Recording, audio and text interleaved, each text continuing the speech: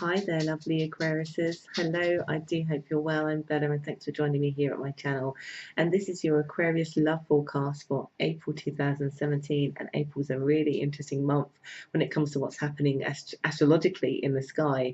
We have four planets going retrograde pretty much at different parts of the month, which is quite something unusual. So we're already in a Venus retrograde, which ends on the 16th, but we also have Saturn going retrograde, we also have Pluto going retrograde, and from the 10th we also have our second Mercury retrograde of the year. So it's going to be a really interesting month, because as those planets kind of stay still, basically the effects of those planets magnify more than what they usually do, you know. Really big time. You've got to imagine, like, if you were walking on concrete, and if you're walking really quickly, and that's a representation of the planets going forward fast, you'd leave a small imprint. But when they stand still, it's like you standing still in concrete, you leave a bigger imprint, basically. So the effects are going to play out in a certain way. But what I'm going to do, because how I work is I work with my spirit guides. For those of you who don't know, it's a little unusual to everybody. I'm going to pass a message from spirit that you need to know about what's going to be happening over the next 4 weeks, for you to be considered in a very general way when it comes to love. Now, interestingly, my guide started this off by singing this song. They were singing Stuck in the Middle with You, which I can't remember who sings it, but you know that old song that goes stuck in the middle with you, that one. That's your theme a little bit for some of you guys this month. You feel like you're stuck in between a love situation. Now, this could be you having to make a choice between two people, or this is somebody else making a choice where you are one of the other two people, and you're very aware of it. So whatever combination that is for you, it is asking you to just have patience. And I feel, because we're in this month where the planets are going retrograde, I wouldn't jump to conclusions, I wouldn't make bold decisions until really pretty much as you go into May. But some of you will feel like you're stuck in the middle of something, basically. In the first week, it's been shown that that plays out as an internal conflict for you. And there is a need that you think, I need to sort this out fast, or they need to sort this out fast. I would say no, that is definitely 100% the effects of the Venus retrograde, at the very least in your psychology, that things need to play out as they're supposed to play out, but also that things are moving faster than what you think. Some patience is just needed in order for this triangle to sort itself out. And for those of you who are single, that would also apply in the dating, because you may be making choices between, do I go on this person? Do I go with that person? Perhaps something about them, you know, is unusual that you wouldn't go out with, and it's causing you to pause and think, and you're feeling very indecisive, basically. I just get internal conflict where you want to kind of pull yourself out of it quicker, or you want to resolve this quicker, or you want somebody else to resolve this quicker, and it's slightly frustrating you. I feel here, as you know, as you see any readings that you see on this kind of subject, that once you know that that's before you, then you can make decisions about just how much you let that affect you, because obviously weeks change from one into another, things change all the time. In the second week, what's coming up for you is that a decision is sort of made now, and I want to say this decision is very much sort of made with those people who are waiting on somebody else to make a decision about you, if that makes sense. So again, this could be in established connections, this could also be that you're single waiting for somebody to give you a call. That you kind of get it, but I don't know how to explain this. Like, it's like your dreams coming true, or your wishes coming true. But you know, sometimes we can build things up in our head to be bigger than what we hope them to be. Like, so we might have been asking for somebody to declare their love, and what they do is they do declare their love, but they do it in a way that kind of bursts your bubble a little bit, because it's not perhaps as grand as you were expecting. And so I get you kind of feeling like, woohoo, sort of. Like, I'm really pleased, I think, because of the way they've communicated that choice with you.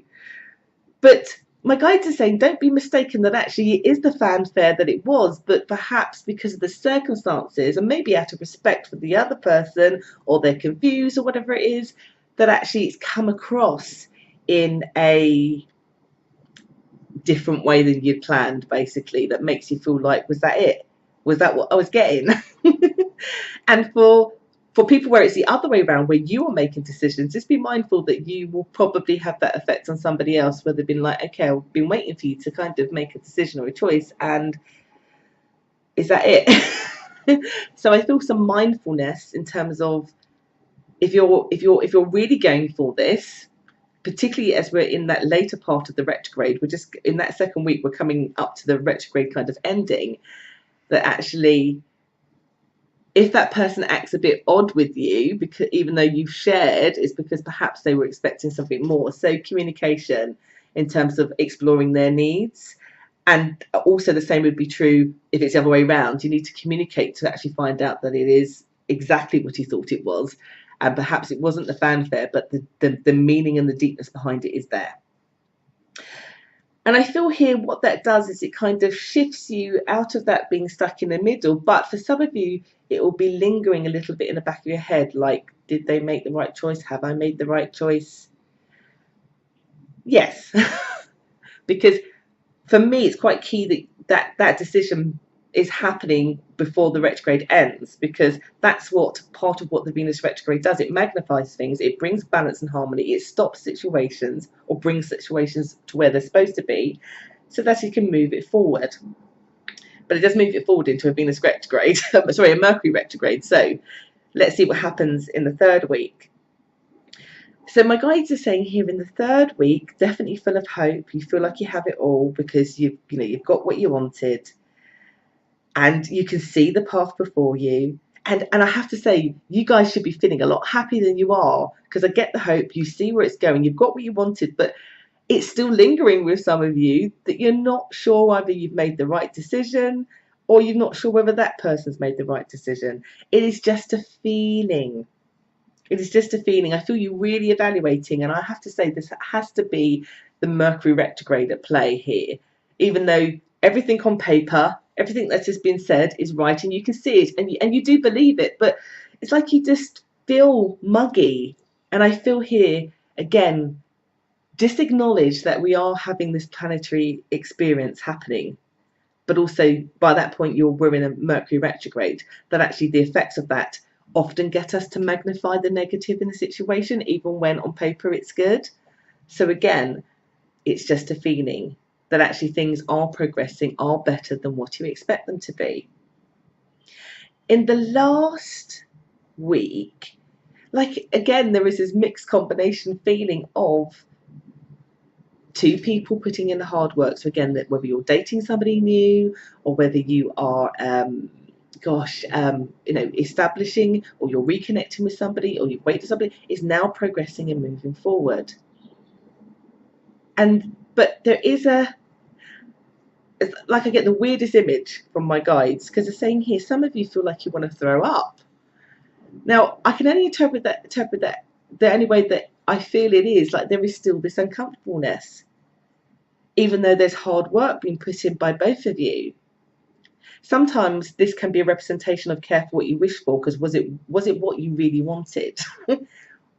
But it can be that for some people. But I feel here, again, because you'll still be in the Mercury retrograde by this point, as well as what's happening with Saturn as well, that it's just a combination of the energies magnifying our concerns or our ego in that time, and is not truly a reflection. And if you can focus on the solutions, focus on what is going right, and not the energy so much that is maybe causing you to doubt something when it clearly isn't, acknowledge that, and you'll ride through this month so much better. So for me, your April is good. It is good, but some of you don't feel that way, even though you know it is okay.